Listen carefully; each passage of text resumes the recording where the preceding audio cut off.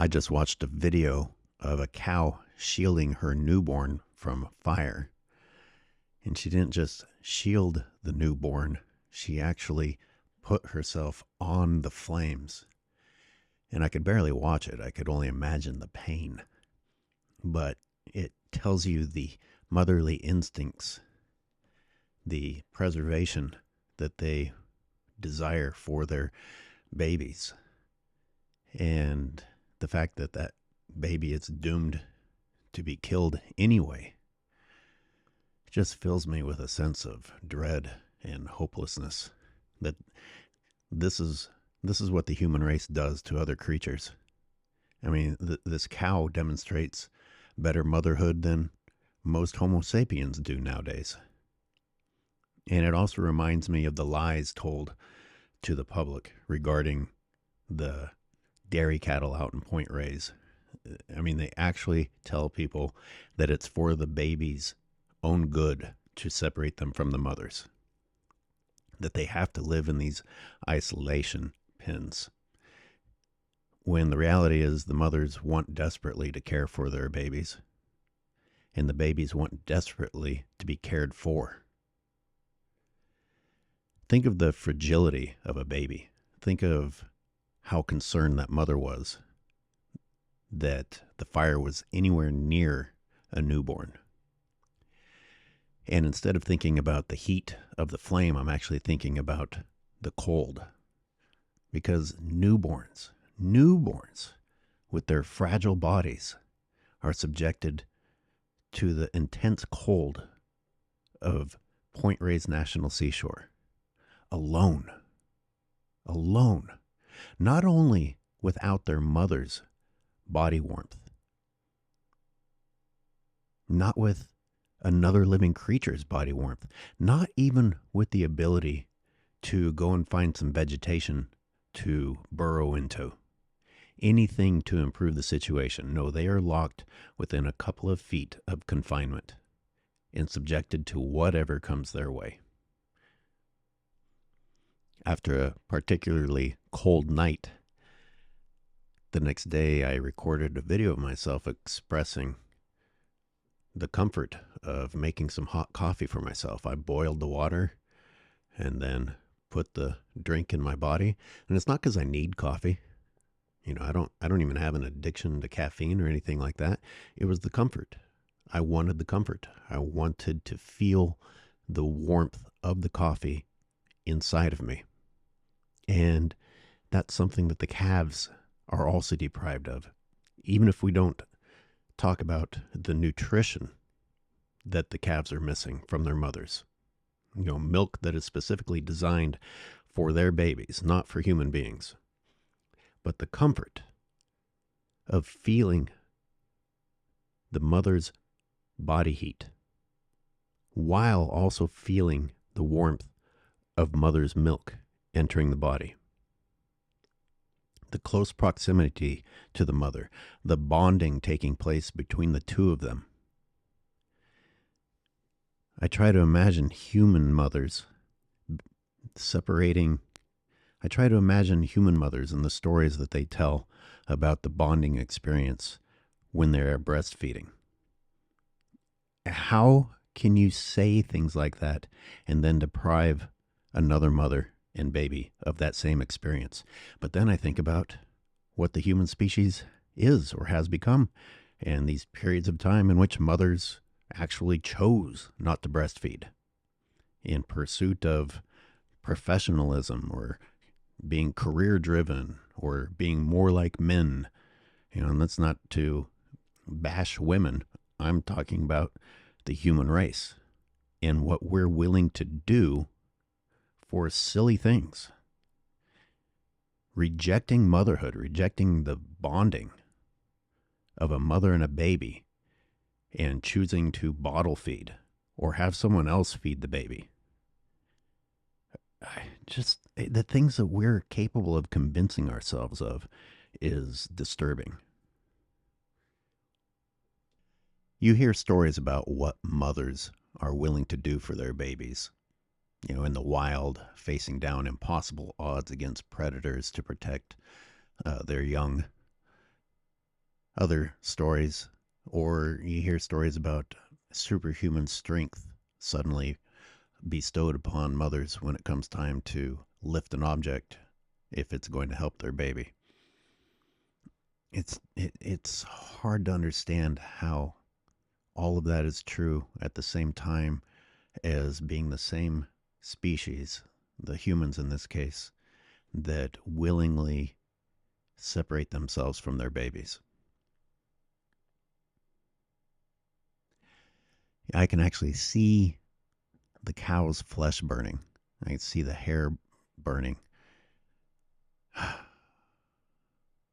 I can't imagine the pain, or I can't imagine the mental strength to willingly put yourself through that. Only because human beings want to use the flesh of those very same animals. That's the only reason that they're there. Those are prisoners. You understand? Those are prisoners. And their lives are predetermined by Homo sapiens. And they're displaying more sentience than we display.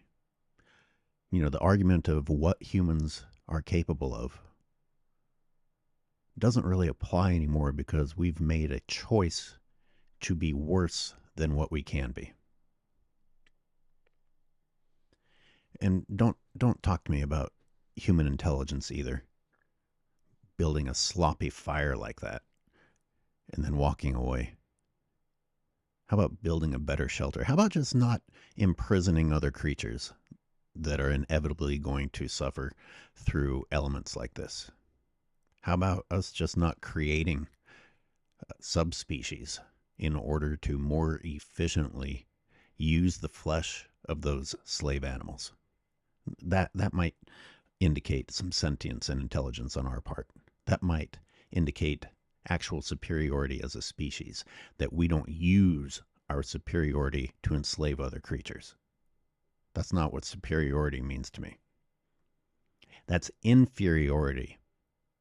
That's power in the hands of the inferior.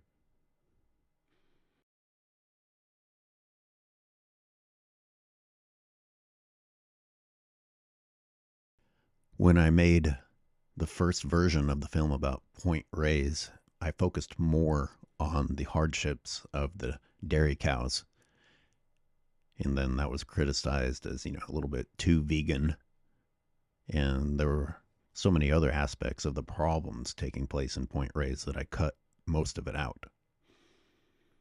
But I was told by people that they had gone on tours and that the tour guide would literally tell people that these isolation pins were for the safety of the newborns.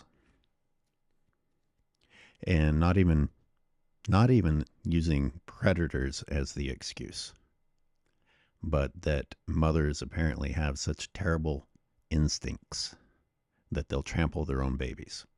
Isn't it amazing how that only applies to the cattle that you want to steal milk from? Because all the beef cattle have their babies with them, running out in the open.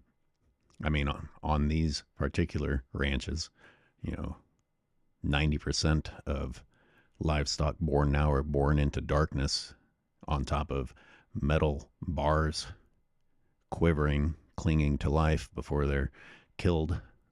That's the existence that human beings have created for other creatures as our species just rockets toward shocking levels of obesity and other forms of unhealthiness, increasing the misery of other life forms because of an insistence on believing we're supposed to consume things that are clearly bad for us.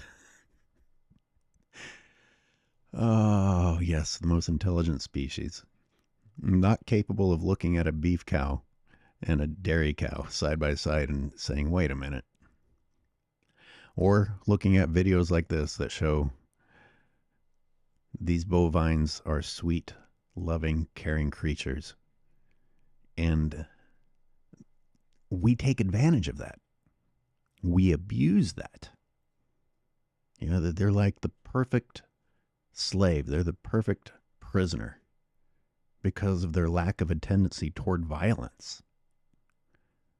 Our tendency toward violence apparently is attracted to that in another species because we can abuse them that much more conveniently. I will never forget the looks in the eyes of those calves as I visited each and every one of their isolation pens.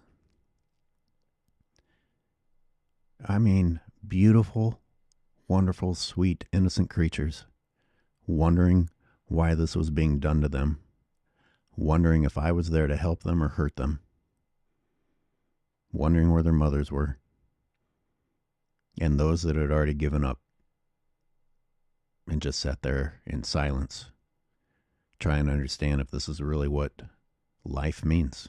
And it's not what life means. It's what human beings have turned life into. And we call that superiority. Let me guess, you want me to give credit to this farmer for coming out and putting out the fire? Or you want me to give credit to the farmer for caring enough to try and provide some heat in the first place? No. How about you just stop being a slave owner and stop calling these people farmers? They're slave owners. It's the most intelligent species, supposedly, the superior species, whose value on the planet relies upon enslaving other creatures. That's your value. That's your contribution to Earth, is enslaving other creatures. Oh my God, you're calling them slaves. You're ridiculous. What are they? What are they? You can see that they're bound. That mother's face has all that crap on it, even as she's trying to save her baby. Are they free to leave? Are they free to leave? Are these companion animals? No, they are there to provide their flesh. That's it. They are there to provide their flesh. Anything that happens in the meantime is to preserve the animal until the human is ready to use the flesh. Stop pretending that there's something great happening here. And stop calling slave owners farmers. They are peddlers of flesh. Continuing to use the word farmer helps keep you in a state of illusion, disillusionment. It helps you stay in denial of what's really happening. We don't have to do this to other creatures. We don't have to do it to make a living, and we don't have to do it in order to eat. This is unnecessary. Every form of it is unnecessary. Every form of it that you defend is unnecessary. And the great thing with the human is that there's always a worse example. So some of you out there said, oh, well, what about, these factory farms? Or what about this situation? Or at least she tried to keep them warm.